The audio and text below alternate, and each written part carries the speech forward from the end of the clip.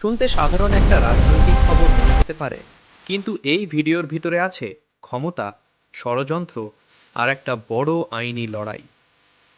একটা sting operation যেটা প্রকাশ করেছে তৃণমূল।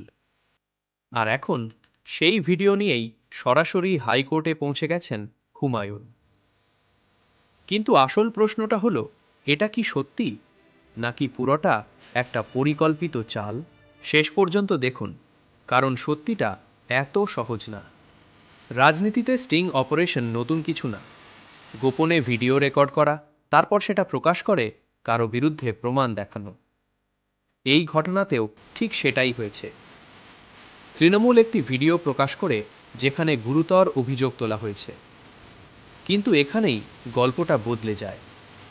কারণ হুমায়ুন বলছেন এই ভিডিওটা বানানো এটা একটা ষড়যন্ত্র।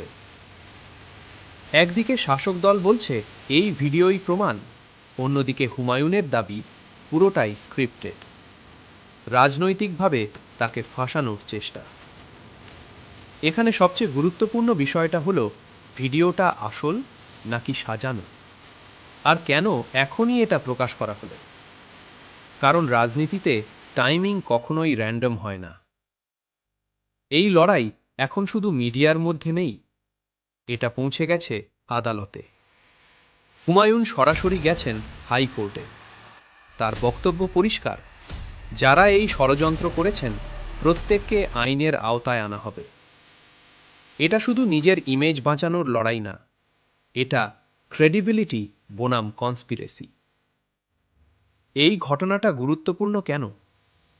কারণ এখন রাজনীতিতে ভিডিওই সবচেয়ে বড় অস্ত্র।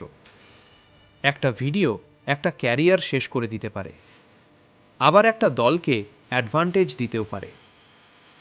কিন্তু সবচেয়ে বড় প্রশ্নটা হলো, আমরা যা দেখি সেটা কতটা সত্যি? এখনো পর্যন্ত ভিডিওর সত্যতা পুরোপুরি প্রমাণ হয়নি। আদালতের রায়ও আসেনি। মানে দুটো গল্পই এখনো বেঁচে আছে। একটা বলছে দুর্নীতি ধরা পড়েছে, আর একটা বলছে এটা একটা রাজনৈতিক ফাঁদ। শেষে একটা জিনিস পরিষ্কার, এই লড়াই শুধু একজন ব্যক্তির না, এটা সত্যি বনাম প্রোপাগান্ডার লড়াই, আর হাইকোর্টের রায়ই ঠিক করবে আমরা যা দেখেছি সেটা সত্যি নাকি নিখুঁতভাবে তৈরি করা একটা গল্প। আপনি কি মনে করেন? কমেন্টে আপনার মতামত জানাতে ভুলবেন না। আর এমন বিশ্লেষণমূলক নির্ভরযোগ্য খবর পেতে অভিক নিউজকে এখনই লাইক করুন, চ্যানেলটা সাবস্ক্রাইব করুন, আর বেল আইকন চাপতে ভুলবেন না।